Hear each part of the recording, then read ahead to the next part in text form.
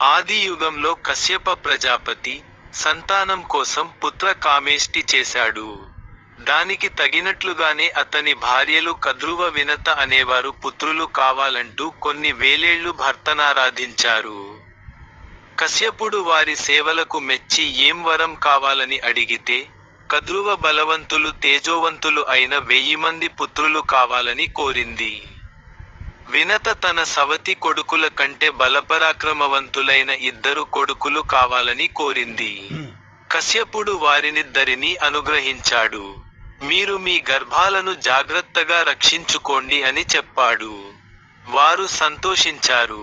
కద్రువ గర్భిణియై 1000 గ్రుడ్లను, వినత గర్భవతి అయి 2 గ్రుడ్లను ప్రసవించారు.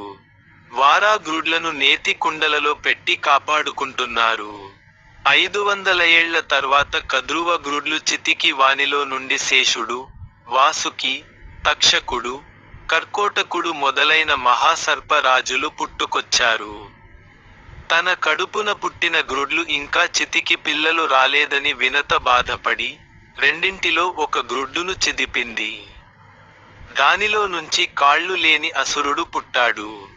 వెంటనే తల్లిని చూచి, అమ్మా! నీవు తొందరపడి గ్రుడ్డు చిదిపావు చూడు. నేనింకా అంగపుష్టిని పూర్తిగా పొందలేదు.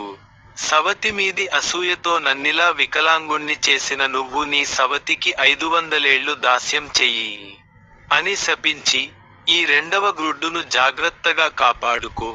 దీనిలో నుంచి పుట్టేవాడు మహాబలవంతుడై నీ దాస్యాన్ని తొలగిస్తాడు అని చెప్పి తాను సూర్యునికి సారథిగా వెళ్ళిపోయాడు. ఒకప్పుడు దేవతలు రాక్షసులు కలిసి అమృతం సంపాదించడానికి పాల సముద్రం మథించాలని నిశ్చయించారు. వారు బ్రహ్మ విష్ణు మహేశ్వరుల దగ్గరకు వెళ్లి సహాయం చేయమన్నారు. దానికి వారు ఆమోదించారు. విష్ణుమూర్తి మందర పర్వతాన్ని తెచ్చి క్షీరసాగరంలో కవ్వంగా వేసి, పర్వతం క్రిందను తాబేలుగా తాను భారం వహిస్తుండగా వాసుకిని త్రాడుగా చేసి, దేవదానవుల్ని మధించమన్నాడు. వారు మదిస్తుండగా ముందు మహావిషం పుట్టింది. దాన్ని శివుడు మృంగి గరళ కంఠుడైనాడు. తర్వాత చంద్రుడు, లక్ష్మి, ఉచ్చైశ్రవము, ఐరావతము, కామధేనువు మొదలైనవి పుట్టాయి. చివరికి అమృతం పుట్టింది. ఆ అమృత కలశమును రాక్షసులపహరించగా శ్రీహరి మోహిని రూపంతో వారిని వంచించి అమృతం దేవతలకు పోశాడు. దానికి కోపించిన రక్కసులు దేవతల మీదికి యుద్ధానికి వచ్చారు. దేవతలు ముకుందుని సాయంతో వారిని జయించారు. కలశంలో మిగిలిన అమృతాన్ని సంరక్షించుకోమని ఇంద్రునికిచ్చారు. త్రిమూర్తులు, ఇంద్రుడు గట్టి కావలితో దాన్ని రక్షించుకుంటున్నాడు. ఇక్కడ కద్రు వినతలొకనాడు సముద్రతీరానికి విహారానికి వెళ్లారు. అక్కడ వారికి ఉచ్చైశ్రవం కనబడింది.